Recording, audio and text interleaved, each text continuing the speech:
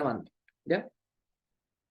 Listo. Entonces, tal como les decía, el día de hoy vamos a ver dos métodos. El método de Hittorf y el método de el límite móvil, ¿ya? Estoy buscando la diapo. Eh,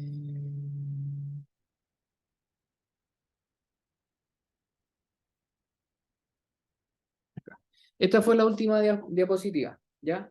Entonces, lo último que yo les expliqué en esa oportunidad fue que aquí, así se calcula el número de transporte, ¿cierto? Este, ¿ya? Así se calcula el número de transporte y la sumatoria de todos los números de transporte debería ser igual a 1, ¿ya? Esta es la relación que hay entre la conductividad molar de un ion y la conductividad molar de un electrolito. ¿Se acuerdan? ¿Se acuerdan de esto, cierto? Esta es como la forma más sencilla de poder, la forma más sencilla de poder determinar el número de transporte en un sistema. ¿De acuerdo? Denme un segundo.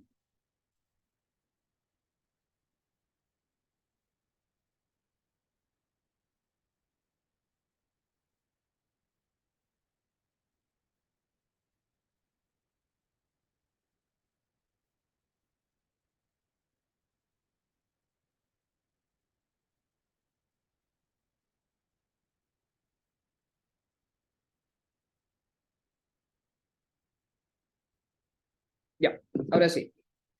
Y una de las cosas que era importante mencionar, y ya esto lo dijimos al final de la clase, es que existen dos métodos para determinar el número de transporte, y estos métodos son el método de Hittorf y el método del límite móvil.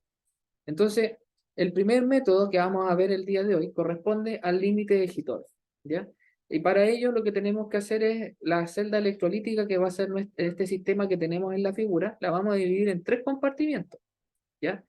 Para cuando, para ello, entonces hacemos este esquema. Ya tenemos la superficie del cátodo, la superficie del ánodo, y tenemos entonces esto que está acá, que va a ser las veces de membrana o puente salino. Recuerden ustedes que esto tiene relación con eh, los potenciales de unión. ¿Ya?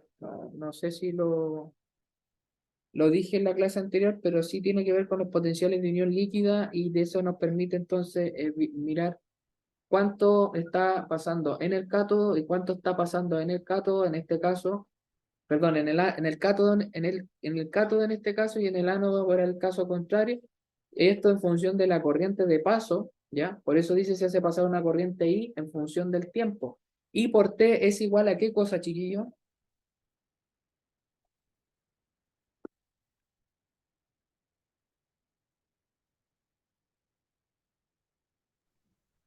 La corriente por el tiempo, profe. El flujo, ¿no, profe? ¿Perdón? La corriente por el tiempo. Sí, I por T.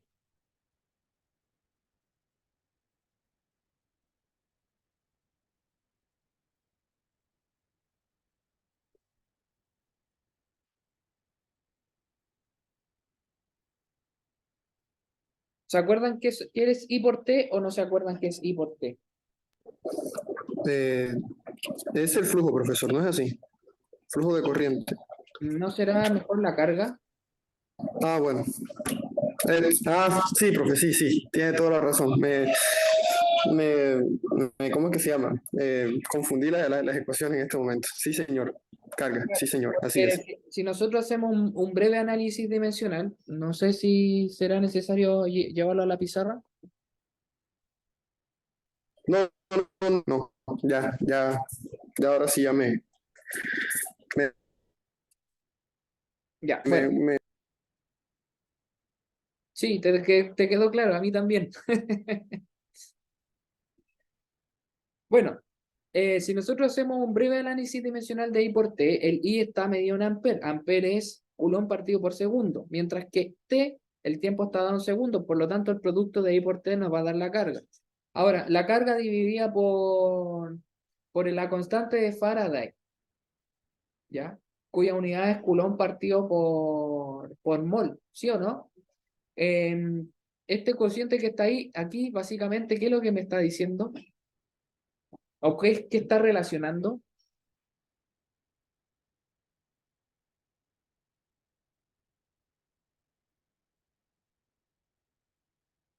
¿Están ahí?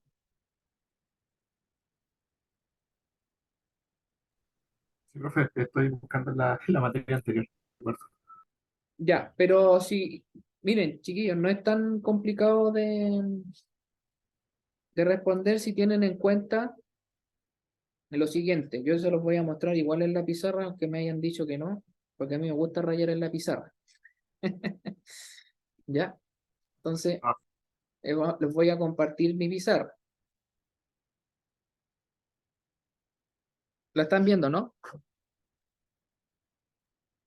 Sí, profe. Ya. Entonces, a nosotros nos están diciendo que hacen pasar una corriente I, la vamos a escribir así, en un tiempo T. ¿Ya? Entonces, esto está descrito, como decía la diapositiva, que los cationes que llegan al mismo cátodo, ¿ya? Eh, o a los cationes que llegan al compartimiento del cátodo, nos muestran una relación de la concentración. Entonces, la pregunta es, ¿qué es lo que estamos mirando acá en el fondo? ¿Ya? Si nosotros hacemos, como les decía, un breve análisis dimensional, tenemos amper por segundo dividido por este Z más, que es el número de carga del catión, ¿ya? Por eso es Z más, o sea, cuántas cargas positivas en el fondo están pasando, ¿ya? Por lo tanto, es adimensional, ¿ya? Viene siendo, en cierto modo, si ustedes quieren, eh, como el coeficiente estequiométrico en una reacción química, ¿de acuerdo? Y después tenemos la constante de Faraday, que es Coulomb partido por mol. Entonces, hacemos un pequeño arreglo matemático, entonces nos queda ampere por segundo dividido por Coulomb por mol, ¿cierto? El ampere, a su vez, ¿cierto? Es Coulomb partido por segundo, ¿cierto? Porque la intensidad de corriente es eso, el flujo de carga, ¿ya? Entonces es la carga partido por el tiempo, dividido por la carga por mol. Entonces, en otras palabras, si nosotros hacemos la simplificación de estas unidades, lo que estamos viendo es qué cosa. La masa, profe. Sí, La cantidad, no la masa, la cantidad. la cantidad, claro. La cantidad, en el fondo estamos viendo cuántos iones, ¿ya?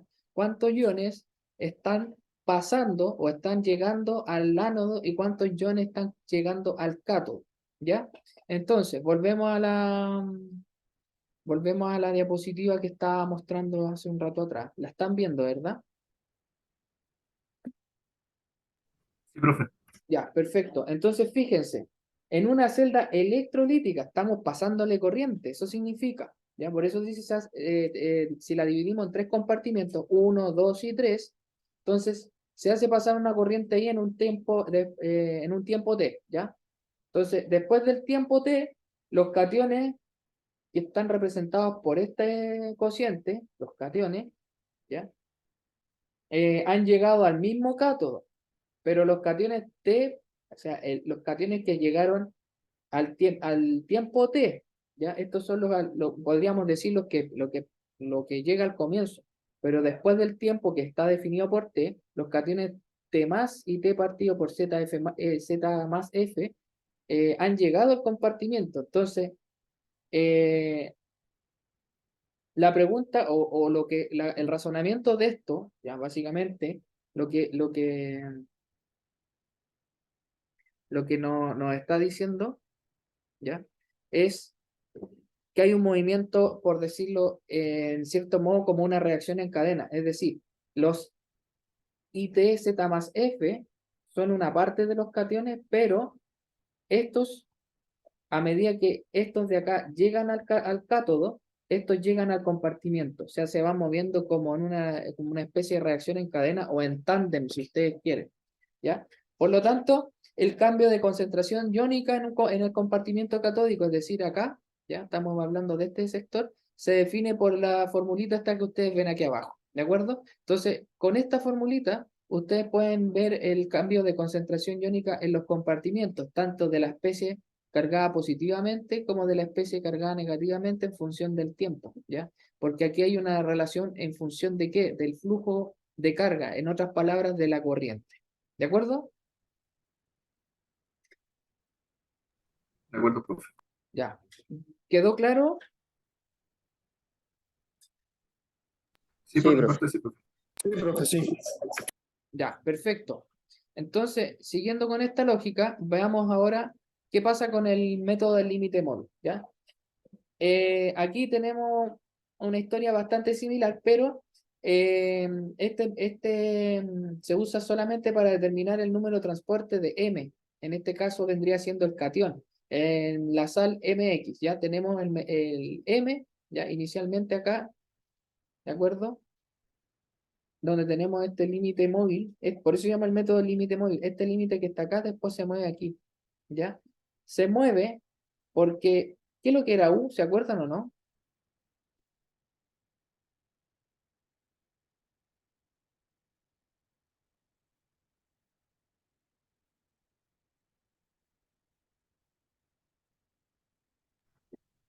El potencial, profe. El potencial, pero el potencial, ¿tú te refieres al potencial electroquímico? Sí. Ese es mu, Ah, ya. Ya, es que peor. es mu. Pero U, ¿qué es lo que era U? ¿Se acuerdan o no?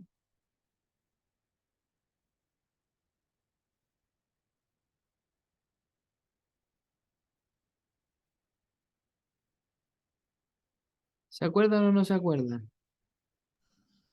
No, profe. Ya. A ver, se los voy a mostrar porque nosotros lo vimos en clase.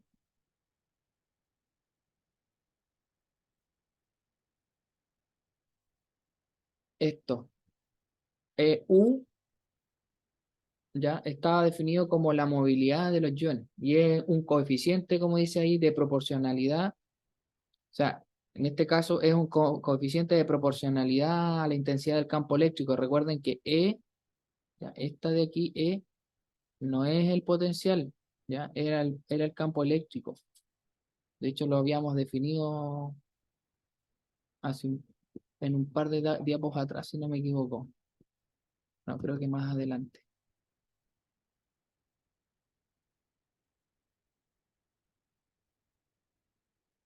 Acá,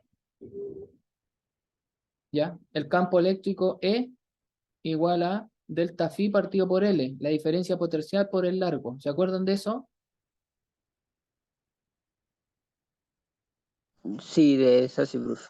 Ya. Aquí está definido y en función de eso nosotros concluimos que la intensidad de corriente puede ser esta. ¿Ya? Esto que está acá. Teniendo en cuenta que J era Z, el número de carga, la concentración, la movilidad, la constante de Faraday y el E. ¿Ya? Ya. No olvidar, por favor. Entonces, estábamos aquí. Entonces, donde U de N es mayor que M, ¿qué significa eso? Significa que se colocan en una disolución de mayor densidad, ¿ya? De este tipo, ¿de acuerdo? Y eh, cuando MX comienza a difundir, ¿ya? Empieza a haber una gradiente, ¿ya? Una gradiente que genera un nuevo límite entre estos y estos. Por eso se le llama el método del límite móvil, ¿de acuerdo? Y eso, cuando este empieza a difundir hacia acá, ¿ya? MX empieza a difundir hacia acá, esto empieza a subir el límite de fase, porque esto es el límite de fase, ¿ya? Lo que dice ahí, pues, el límite se mueve hacia arriba y todos los límites antiguos y nuevos tienen que pasar por el nuevo límite. Entonces, el número de iones que pasan, que está definido por esto, ¿ya? Va a ser equivalente al número de carga por la concentración, por el voltaje por la constante de Faraday, donde el número de transporte en este método se calcula de esta forma, ¿ya? Al tiempo T más, la carga, concentración, eso partido por IP, ¿ya? Si nosotros hacemos el mismo análisis dimensional, de ver qué valores tiene cada cosa, nos vamos a dar cuenta que las unidades deberían ser las mismas. Entonces, acá estamos viendo qué pasa con T más. T menos se saca por diferencia, ¿ya? Se obtiene, en este caso, se obtiene por diferencia. ¿De acuerdo? Ahora, en el caso de que las movilidades de los iones H más y OH menos, ya sean grandes en comparación a otros iones, apunta a un mecanismo de transporte un poco distinto. Si ustedes miran acá en la tabla, ¿ya? ¿En cuál de las columnas que ustedes ven acá deberíamos mirar el número de transporte?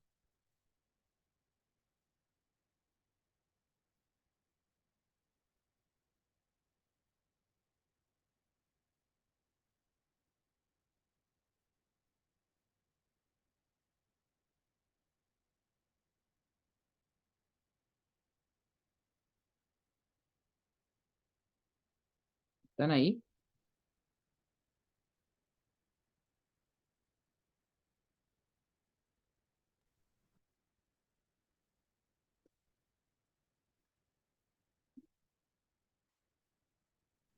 Profe, ¿puede repetir la pregunta? En la tabla, Ujú. ¿cierto? Creo que miren la tabla y vean las primeras dos líneas que están aquí en la diapositiva. Dice que la movilidad de H más y OH menos, ¿cómo se llama? La razón de que sean tan grandes en comparación a otros iones, apunta a un mecanismo de transporte diferente. ¿Ya? Y ustedes se fijan acá, hay dos columnas. Aquí en la primera fila tenemos H más y en la fila del frente, en la misma línea, tenemos el OH menos. Y hay una diferencia brutal de movilidades. ¿En cuál de las dos columnas? La pregunta que hice es esa. ¿En cuál de las dos columnas yo veo la movilidad?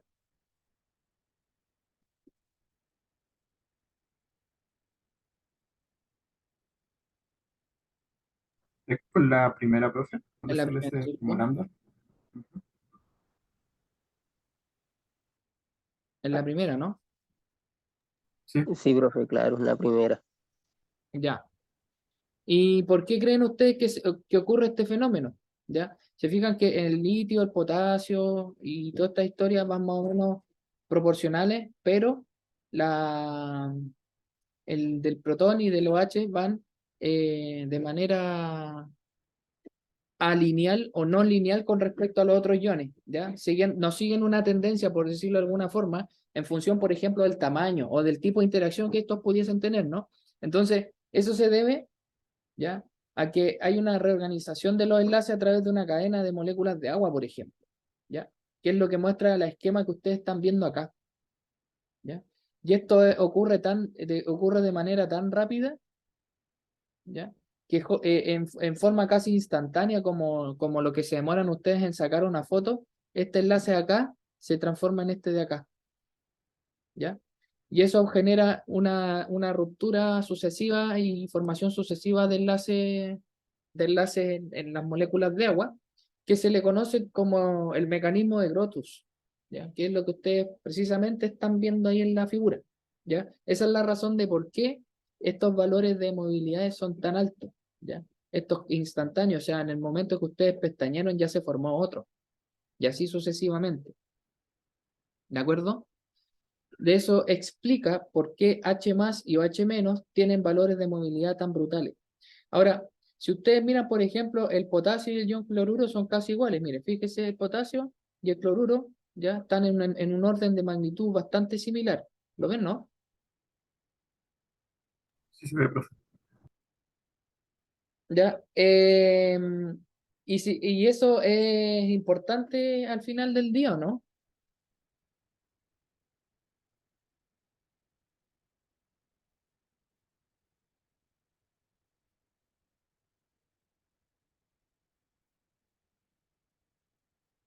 Sí, claro, profe.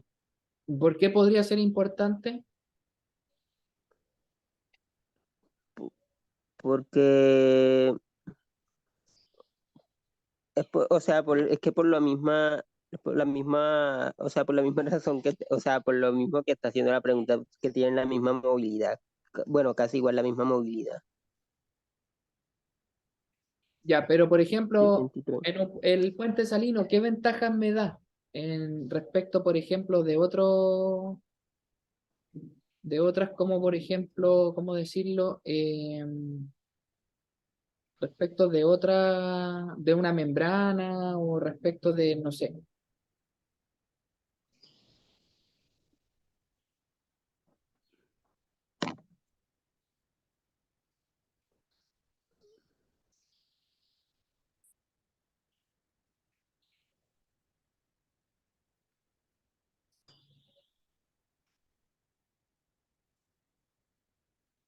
Ya, por ejemplo, en un puente salino, ya, cuando hablamos de un potencial de unión líquida, ya, fíjense acá lo que dice.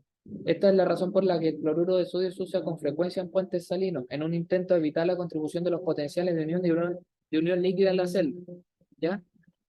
Les voy a mostrar la diapositiva que viene. Esta. Cuando yo quiero sacar el potencial total de la celda, se saca con el potencial de Nernst o la potencial nernstiano que se llama, más el potencial de unión líquida. ¿Ya? Si ustedes seguramente esta ecuación la han visto antes, normalmente se conoce como el potencial con transporte, ¿ya? Con transporte de carga en este caso.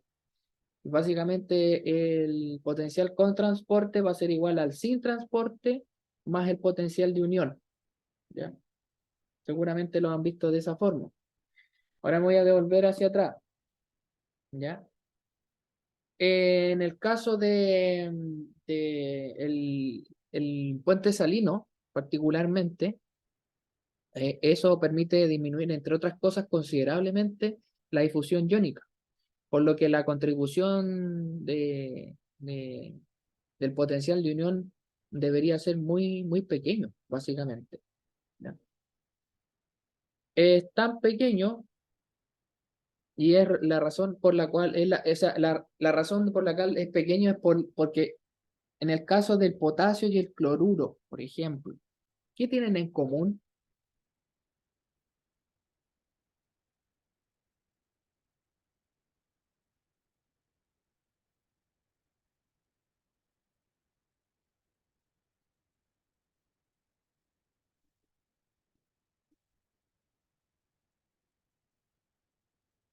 ¿Qué tienen en común el ion potasio y el ion cloruro?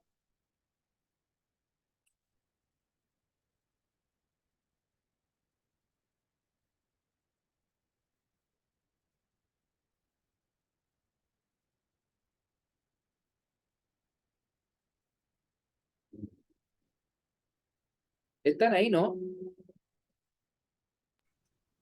Sí, profe, sí, estamos acá. Ya. ¿Entienden lo que les estoy preguntando o no entienden lo que les estoy preguntando?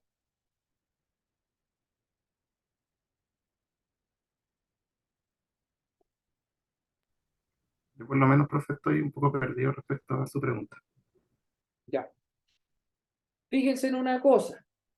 De nuevo, miramos las movilidades del ion potasio 73,5, la de ion cloruro 76,4. Son bastante similares en términos de magnitud, ¿no? Sí, profe. Ya. ¿Qué tienen en común el ion potasio y el ion cloruro? Si nosotros analizamos, por ejemplo, la estructura electrónica de ambos iones, el caso del potasio.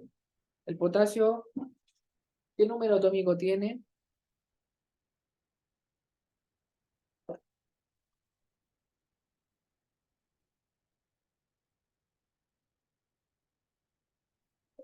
Diecinueve, profe. 19, ¿cierto? Y el ion cloruro,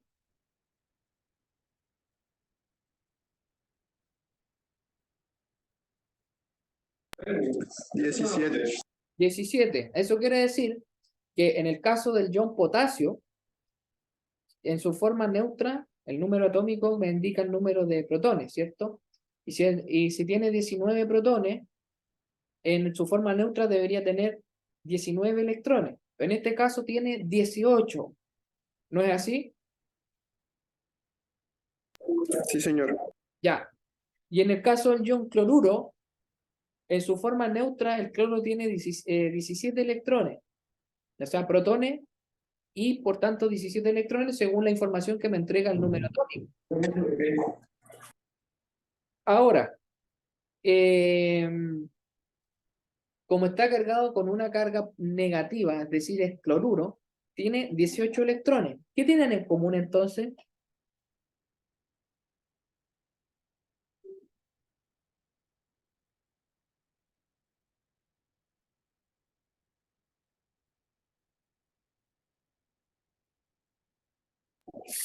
Pues según lo que hemos hablado, profesor, pues el número de electrones totales, ¿no? Exactamente, el número de electrones totales en ambos casos son 18. El ion potasio y el ion cloruro son iones isoelectrónicos.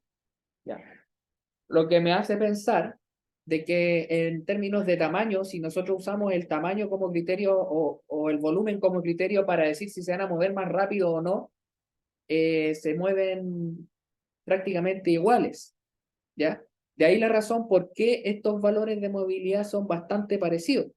Normalmente, en los puentes salinos se usan este tipo de sistemas, ¿ya?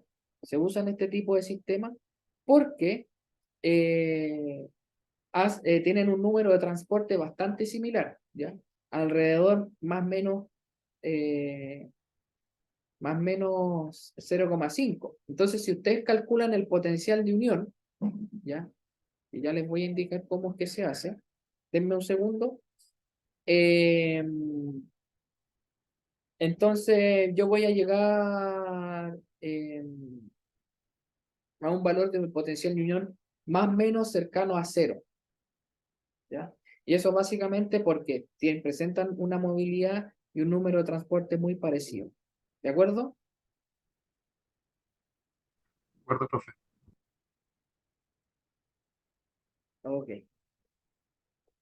¿Hay alguna duda hasta acá?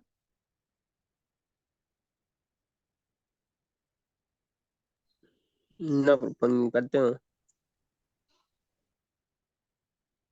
No, profe, ya las resolvió las que tenía. Ya, perfecto. Sigamos entonces. Como les dije, hoy día la clase es cortita, así que les voy a mostrar un par de cosas y unos ejemplos y ya estaríamos listos por hoy al menos. ¿Ya? Ok, vamos a la siguiente diapositiva.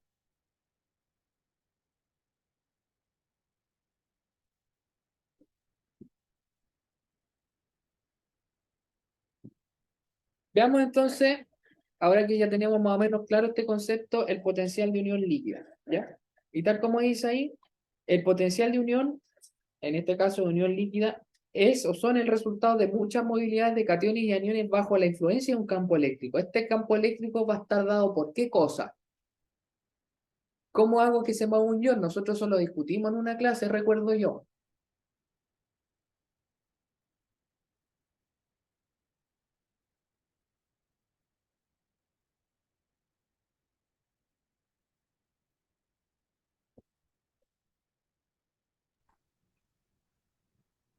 Profe, por una parte se me ocurre que se puede mover por lo que pasó la otra vez, por temas de difusión, por los gradientes de concentración, o bien aplicando un potencial para que se muevan los iones, hacia el cátodo, hacia la ánodo. Ya, ¿y qué pasa cuando se mueven los electrones? ¿Acaso? Porque cuando se mueven los electrones igual hay una diferencia potencial y no la estoy aplicando externamente, se está produciendo como consecuencia una reacción química, ¿o no?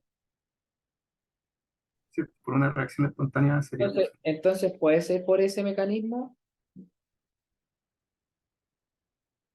¿Se acuerdan, chiquillos, de la primera clase cuando les mostré la animación de la pila? ¿Qué es lo que pasaba?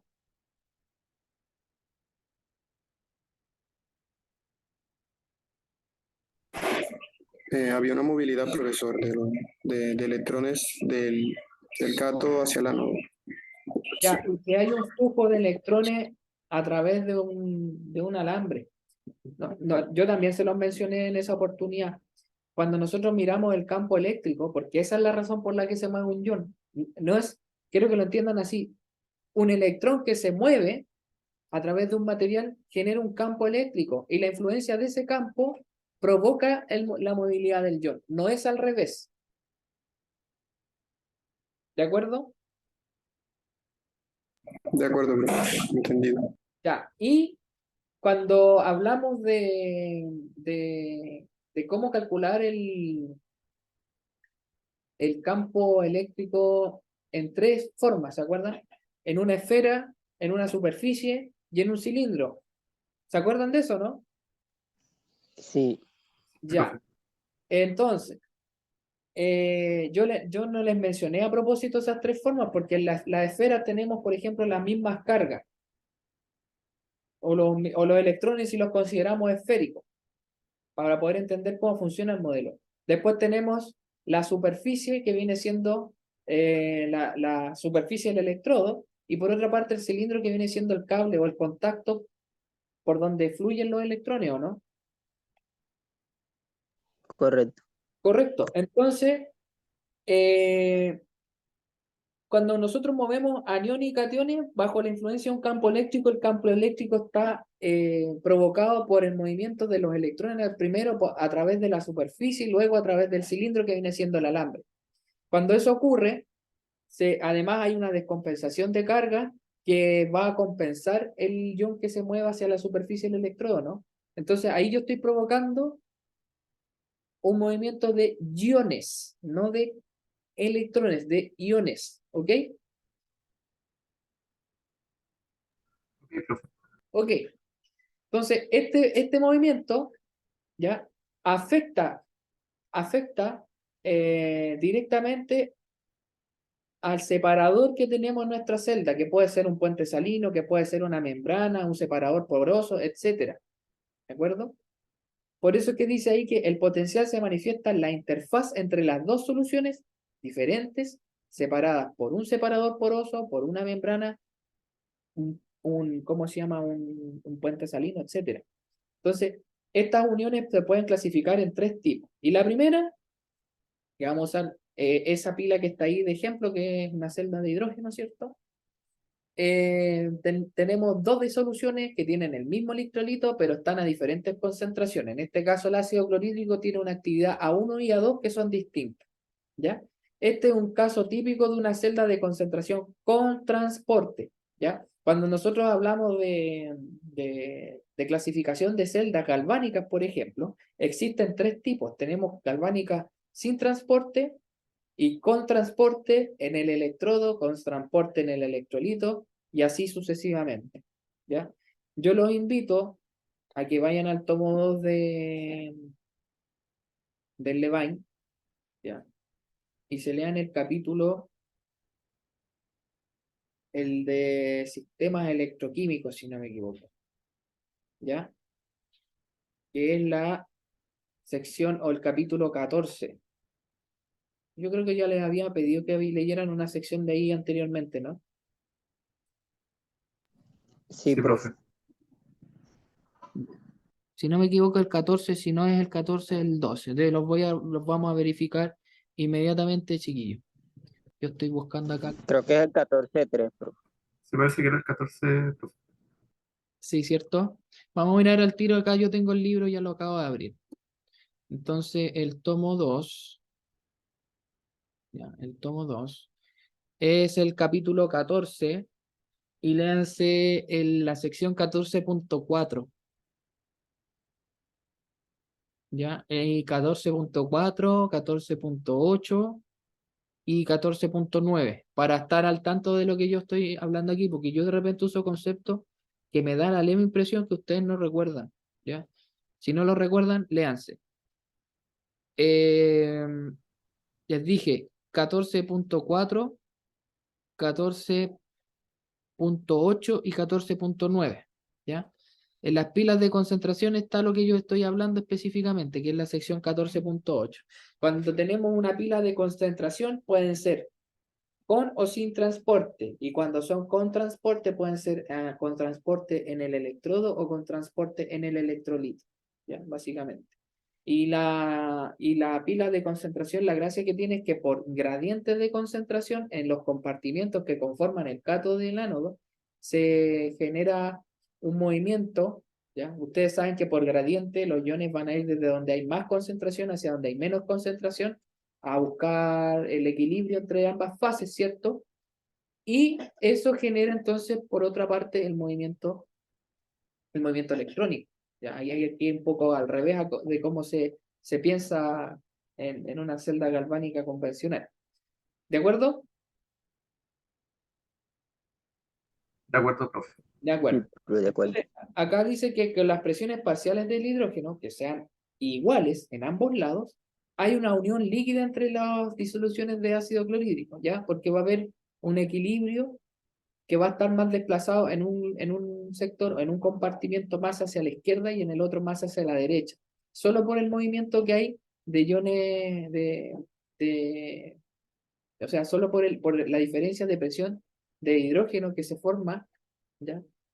En un caso y en el otro caso. ¿Ya? Recuerden que este es un sistema simétrico donde lo único distinto es la concentración del electrolito en los compartimientos catódicos y anódicos. ¿Ok? Después tenemos la otra que son dos disoluciones de la misma concentración en uno de los iones, pero el otro ion es diferente. ¿Ya? Puede ser, no sé, aquí por ejemplo ácido clorhídrico, ácido sulfúrico. Y después hay otros casos. Nosotros nos vamos a centrar en este para poder entender cómo funciona. Entonces, cuando queremos calcular el potencial total de la celda anterior, nosotros la vamos a calcular de esta forma. El potencial de celda va a ser igual al potencial nernstiano o sin transporte, ¿ya? Más el potencial de unión, ¿ya? Tal como les había dicho en un comienzo, ¿se acuerdan? Sí, profe.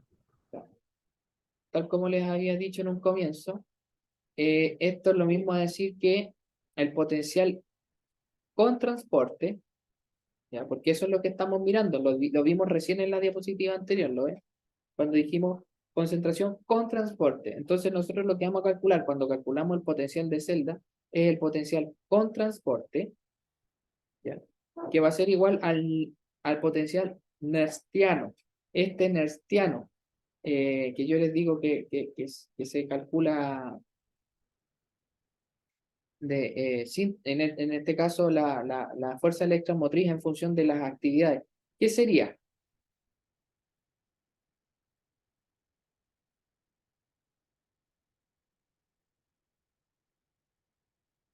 Sería el potencial sin transporte, ¿ya? Porque va a estar supeditado a las concentraciones, no así a cómo se mueven los iones en los compartimentos, ni en la membrana o en el separador, ¿de acuerdo?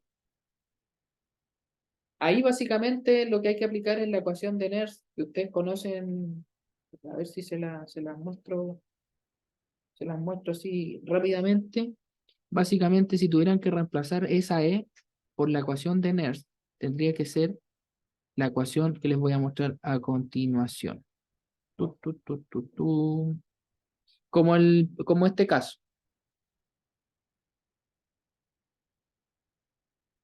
¿Sí? O Sí, como, profe. o como este ejemplo, ¿ya? Que es la sección del logaritmo. Básicamente lo que ustedes están viendo ahí. ¿Ok? Ya, volvamos a la diapositiva, a la diapositiva que les estaba mostrando en un comienzo. Acá. ¿Ya? Entonces este es el potencial sin transporte, básicamente el potencial en función de las gradientes de concentración o de las actividades de los iones presentes en cada uno de los compartimientos, y este EJ, ¿ya? Este potencial que es el potencial de unión, ¿ya? En este caso el potencial de unión líquida, ¿ya? Entonces, para poder entender un poco cómo funciona, vamos a usar de ejemplo la celda anterior, ¿ya? Y vamos a calcular el EJ para ambos casos, ¿ya? Para caso 1 y caso 2. Entonces, En el caso 1, vamos a considerar que el potencial de unión líquida de la celda, la unión líquida de la celda que descrita anteriormente. ¿Cuál es la celda descrita anteriormente? Esta que está acá. ¿Ya? ¿De acuerdo? De acuerdo. Ok. Entonces, tenemos dos fases, una fase alfa y una fase beta, y que están descritas en función de qué? En función de las concentraciones que hay en cada uno de los compartimientos del ácido clorhídrico. ¿Ya? En el compartimiento anódico, compartimiento catódico. Recuerden que esta nomenclatura, la que vemos acá, es para describir el ánodo, electrolito, separador, electrolito, cátodo. ¿De acuerdo? De acuerdo, profe. Perfecto. Entonces, si tenemos en cuenta que existen dos fases, ¿ya? Que pueden ser descritas en función de las actividades A1 y A2, en este caso a fases alfa y beta respectivamente, el transporte de iones en el equilibrio va a estar expresado por esto que está acá. ¿Ya? El número de transporte del catión por el potencial electroquímico del catión en la fase alfa, el número de transporte del anión por el potencial electroquímico del anión en la fase beta, y aquí al revés, ¿de acuerdo? El número de transporte del catión por el potencial electroquímico del catión en la fase beta y el número de transporte del anión por el potencial electroquímico del anión, pero ahora en la fase alfa. Esto debería estar en un sistema de equilibrio, por eso se establece como una igualdad. ¿De acuerdo?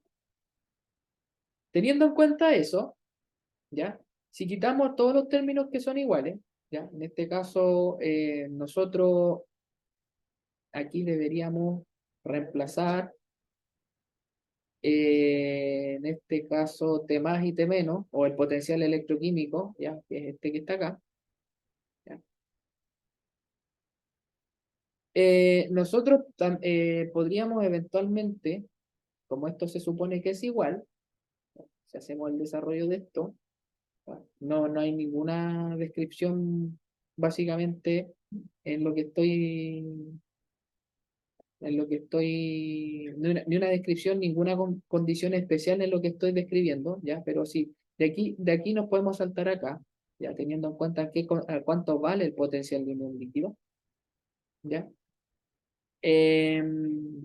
Vamos a tener, una vez que tenemos esto, ¿ya? Si asumimos la condición de equilibrio, podríamos decir entonces la primera línea, que la actividad en la misma fase, tanto del catión como del anión, va a ser la fase o la actividad de la fase alfa, y la misma historia que va a ser equivalente a la actividad de la fase beta. ¿Ya? Cuando nosotros establecemos esta condición a partir de la ecuación de arriba, podemos ordenar un poco los términos y nos va a quedar entonces que el potencial de unión va a ser la diferencia de potenciales entre la fase alfa y beta, y que va a ser igual a el número de transporte del anión y del catión, RT, logaritmo natural de la actividad en la fase alfa y la actividad en la fase beta, teniendo en cuenta entonces qué significa cada uno de estos términos en la ecuación de abajo. ¿De acuerdo?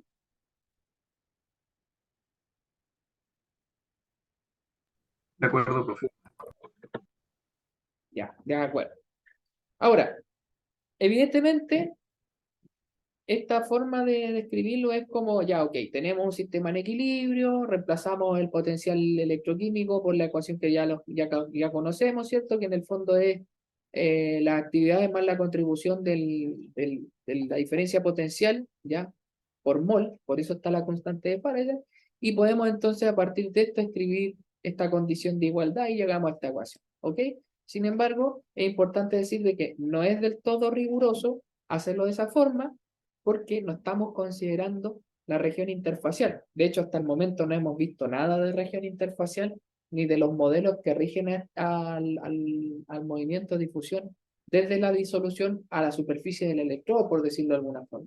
Ahora, funciona bien como aproximación si suponemos que hay un cambio lineal, ya sea en la concentración o en el número de transporte de las especies que estamos analizando. ¿Ya? Esto precisamente en la región interfacial. En este momento, nosotros no hemos visto hasta ahora la contribución de la región interfacial al movimiento o a la movilidad de los iones. En otras palabras, no hemos visto cómo se puede modificar o cómo va a variar el número de transporte de los iones. en la región interfacial. Solamente hemos visto un modelo, por decirlo de alguna forma, estático.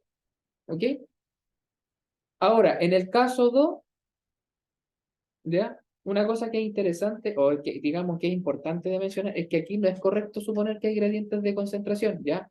Aun cuando dijimos en un comienzo que la celda que estábamos trabajando por tener electrolitos a diferentes concentraciones en cada uno de los compartimientos, anódico y catódico, es una pila de concentración, ¿cierto? Entonces,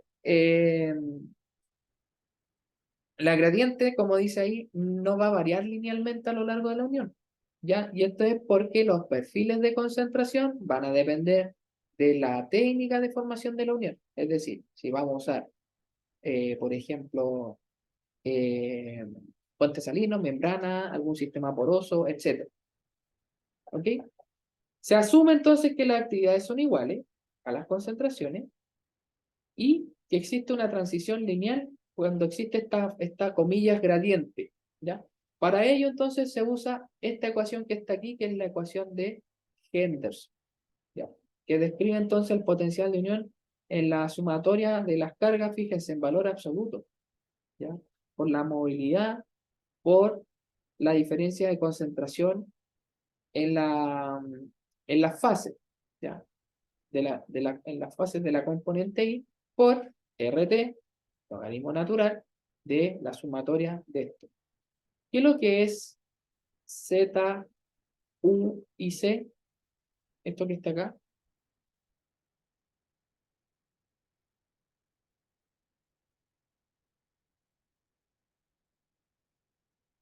Se lo mostré hace unos 20 minutos atrás.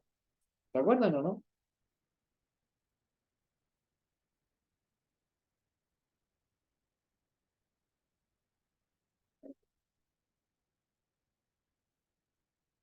Profe, pero usted, disculpe, es que no requiere como tal el concepto general de qué son las tres o qué es cada una. No, el producto de las tres, ¿qué significa? ¿Qué son? Yo se los mostré hace un ratito atrás.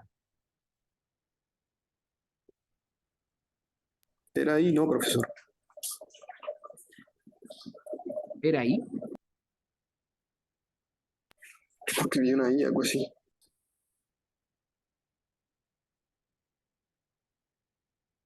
¿Seguro?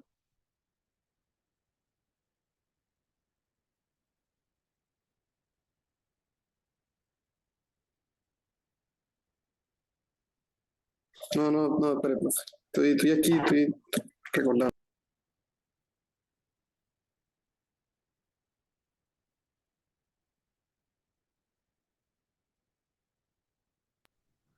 Profe, era el lambda que sale en la ecuación del número de transporte, la que mostró al principio. Exacto. Y esto también.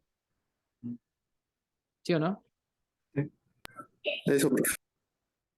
De hecho, aquí lo tienen. Z, C, U. Estos tres que nosotros habíamos definido como. Es la conductividad. ¿Ya? La conductividad en el fondo partido por la constante de Faraday. ¿Ya? Y de ahí sale esto otro que habíamos visto acá. ¿Ya? Profe, ¿puede regresar a atrás nuevamente, por favor? A la anterior. ¿Esa? Ah, ya. Sí, profe, así es. No la confundí, fue con la de más arriba, profesor, la segunda. Y por eso le dije que me había parecido que era como I. Claro, aquí tenemos Z en valor absoluto por U por C. Entonces, si nosotros trabajamos un poquito esta expresión, nos va a quedar, en este caso, nos va a quedar la, la conductividad por la conductividad por la constante de Faraday, ¿cierto?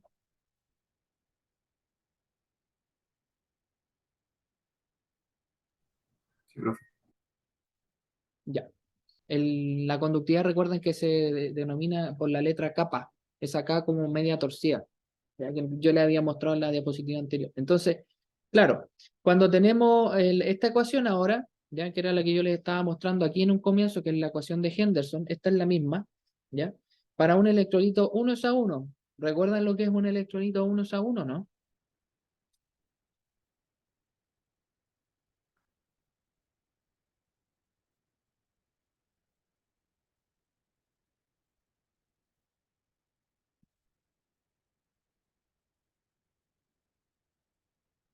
¿Lo recuerdan?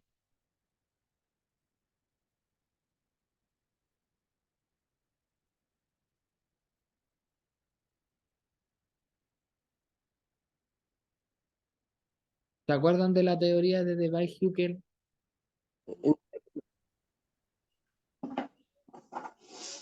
Ah, no, no, no. Iba a decir que se hacía referencia a la disociación. Ya, sí, efectivamente hace referencia a eso, pero ¿qué cosa?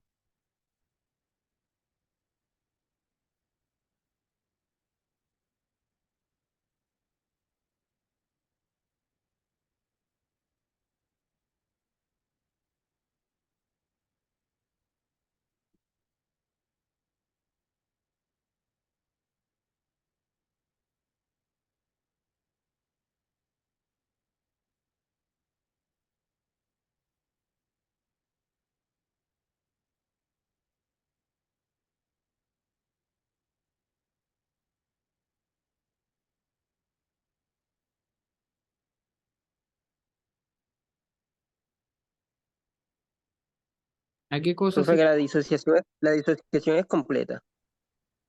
Ya,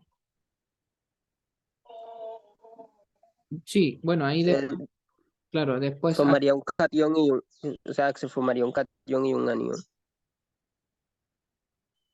claro, Por eso diría yo que es 1 a 1. sí, cuando es 1 a 1 estamos hablando de un electrolito univalente, es decir, por ejemplo, la pregunta es, ¿el cloruro de sodio, por ejemplo, podría ser un electrolito 1 a 1?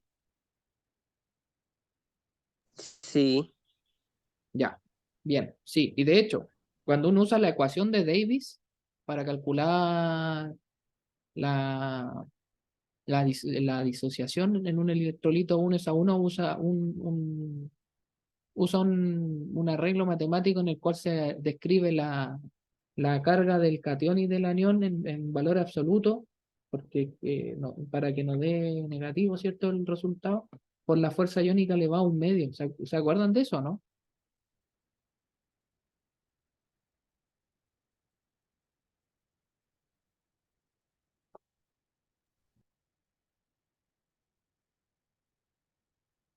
¿Se acuerdan o no se acuerdan? me repito un momento, pero es que no le estaba escuchando. Que cuando uno calculaba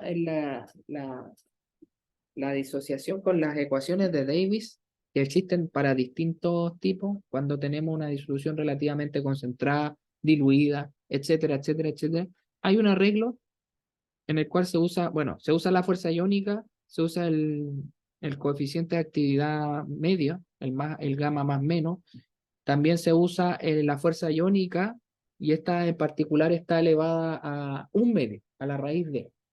¿Ya? Que esa se usa específicamente para electrolitos 1 a 1, donde la carga más y la carga menos son univalentes.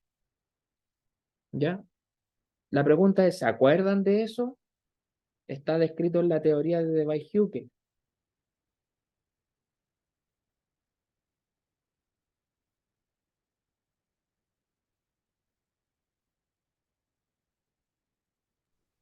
Yo sí me acuerdo que lo pasó mientras pasaba la teoría de Weishuber, profe, pero en detalle no, pero sí recuerdo que lo Ya, pasó. chiquillos, repasen eso entonces. ¿Ya? Repasen eso porque lo vamos a utilizar más adelante. ¿De acuerdo? Todo lo que tiene que ver con las ecuaciones de Davis y la teoría de Debye-Hückel. ¿De acuerdo? Bueno, continúo. Continúo entonces. Cuando tenemos esta ecuación, como les decía, para un electrolito de tipo 1 a 1, nosotros podríamos reducirla a la expresión que está acá. El más menos RTF, logaritmo natural de esto lambda, alfa y beta. ¿Ya? a estos, a los del electrolito, no a los del ion. ¿Ok? Esto corresponde entonces a la relación que se le conoce como la relación de Lewis-Sargent, ¿ya? Y el signo positivo corresponde a un catión común y el negativo a un anión común, por eso se pone el más menos ahí, ¿ya? Ahora, una cosa que es interesante, o en este caso importante destacar, es que hay la minimización del potencial de unión líquida se va a llevar a cabo normalmente utilizando puentes salinos, por lo que yo les había dicho hace un tiempo, hace un momento atrás, ¿ya? Que el puente salino disminuye considerablemente la difusión de iones, ¿ya? Y esto es porque los iones que están insertos en el puente salino, que contribuyen en cierto modo a la construcción del puente salino, son de movilidades casi iguales. Y ahí tenemos el cloruro de potasio y el nitrato de potasio. ¿Ya? Ya habíamos hablado anteriormente del ion cloruro. Entonces, una cosa es que si se usa una gran concentración de electrolito en este puente, se le puede denominar como transporte de iones a través de las uniones, de modo que los dos valores de potencial de unión van a tener la misma magnitud, pero polaridades opuestas, y por lo tanto se va a hacer.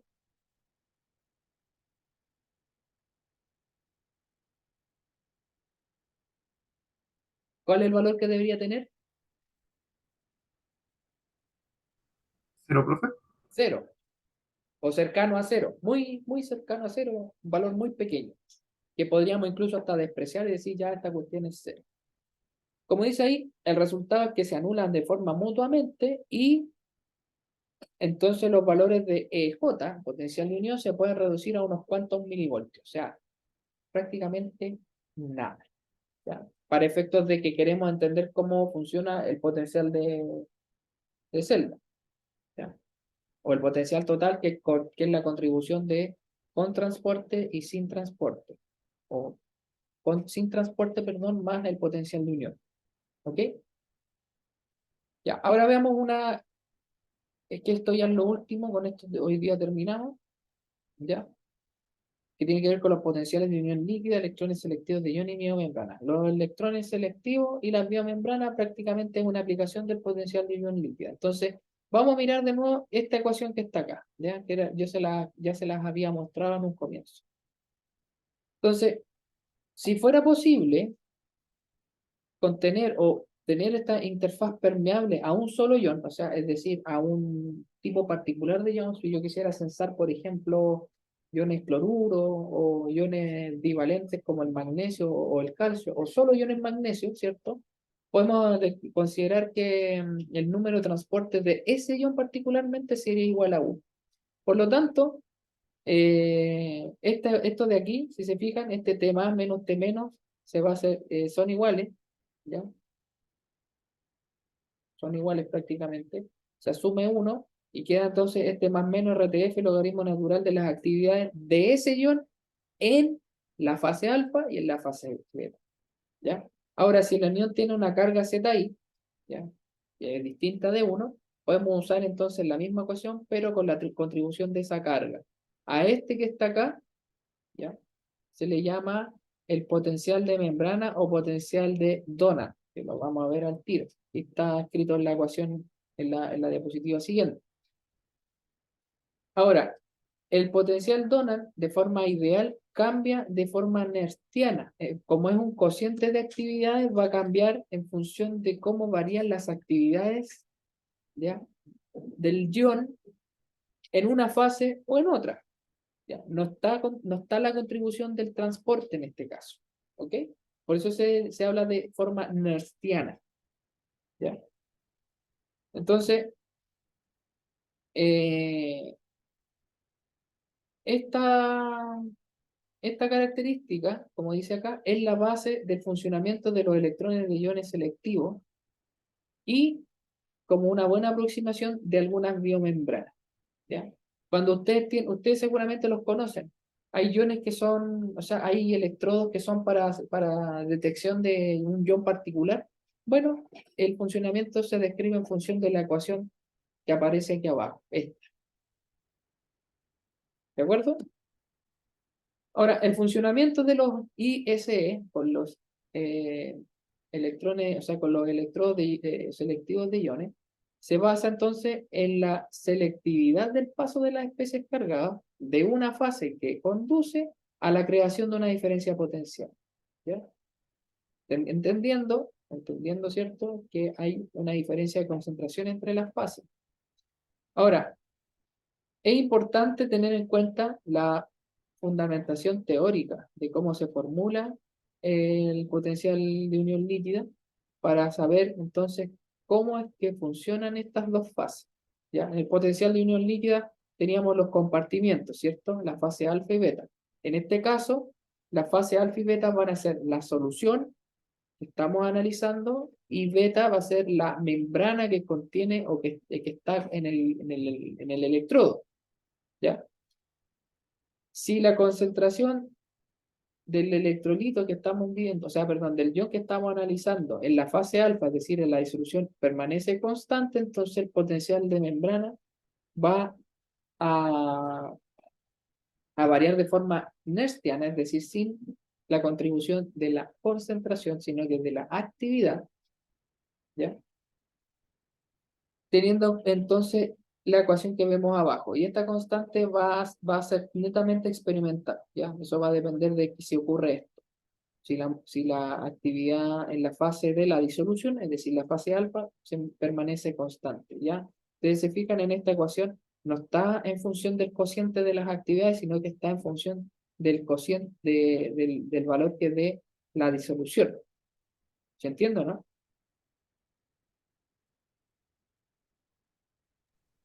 Sí, profe, sí se entiende. Ya. Ahora, esto tiene sentido porque, claro, yo lo que estoy analizando es la, la actividad, ¿cierto? O estoy analizando la presencia, vamos a hablar, para no hablar de cantidades, vamos a hablar de presencia, la presencia de un ion particular en una disolución, ¿cierto? Porque aquí estamos explicando esto, el funcionamiento de un electrodo de iones selectivos. Ahora, esta muestra una variación aproximadamente de 50 por dividido n milivoltios por cada variación en la actividad. ¿Ya? Denme un minuto, por favor.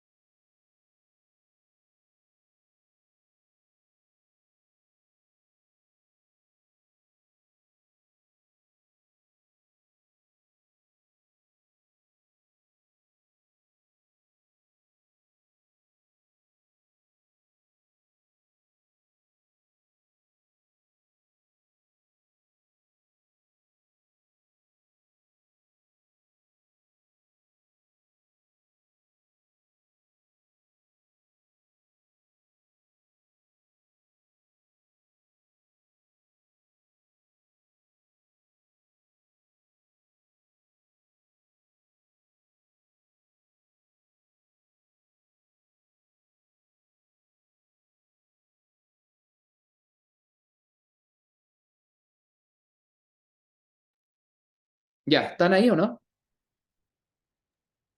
Sí, Sí, profe. Ya, mil disculpas. No era una llamada que esperaba, pero era algo importante. Ya, No se entonces preocupe, profe. estábamos acá en esta ecuación, ¿cierto? Y lo importante es que acá que cuando nosotros medimos con un electrodo, en la realidad es que no exhiben el valor que yo había descrito ahí, ¿ya? Pero la lectura sí puede ser bien cercana. De hecho, el rango de actividades que es posible medir es bastante bajo. Si se fijan, es desde 10 a la menos 6. O sea, la millonésima parte de un molar, más o menos, si es que lo vemos en términos de concentración, ¿ya? Y por último, y ya con esto terminamos por el día de hoy, podemos calcular también el potencial de transmembrana. Y si se fijan, la ecuación es bastante similar, pero ahora está en función de la concentración dentro y fuera de una célula, ¿ya? Esto en una biomembrana, ¿ya? Esta ecuación que parece así tan fácil, tan sencilla, desprecia el potencial de difusión, ¿ya? Suponiendo entonces que el electrolito, cualquiera sea este, dentro y fuera del sistema celular es casi o prácticamente el mismo, pero la diferencia está en la concentración. Por eso se hace en función de esto, ¿ya? Ahora, otra cosa es que en el equilibrio, en este sistema, se le considera como el potencial de reposo, ¿ya? Y este se puede ver afectado por todos los iones que puedan pasar a través de la membrana, porque aquí, a diferencia del caso anterior, no hay selectividad, ¿ya? Es permeabilidad en este caso, como dice ella, casi todos los iones. Entonces, los iones importantes, de hecho, como dice ahí, se limitan al sodio, al potasio, y los potenciales de reposo van a variar a valor de decenas a cientos de milivoltios, ¿ya? Y si se fijan en esta ecuación, que no se parece mucho o sea, tiene la misma forma que la ecuación de Donald, pero no es la misma ecuación de Donald, eh, no se puede usar así tan, tan ligeramente, o sea, no es algo trivial, salvo algunos casos bien, bien contados, porque como dice en la última línea, hay varios componentes en el potencial de transmembrana total, y estos componentes básicamente eh, tienen relación con los iones que difunden a través de la membrana, ¿ya? De hecho, como dicen las últimas tres líneas, el mismo Donald predice que el fenómeno sería un poco complicado para los procesos de transferencia entre células y tejidos vivos, ¿ya? Y obviamente los líquidos que lo rodean. Entonces, el potencial de transmembrana, ¿ya? No es, sin embargo, el único que puede ocurrir en la membrana. De hecho, es la razón por la cual no es llegar y usar la ecuación, ¿ya? Y tiene sentido teniendo en cuenta que además de sodio y potasio, hay otros iones o otras especies que puedan estar pasando a través de la membrana. ¿De acuerdo? De acuerdo, de profe. acuerdo. De acuerdo. Y listo, pues. Con eso.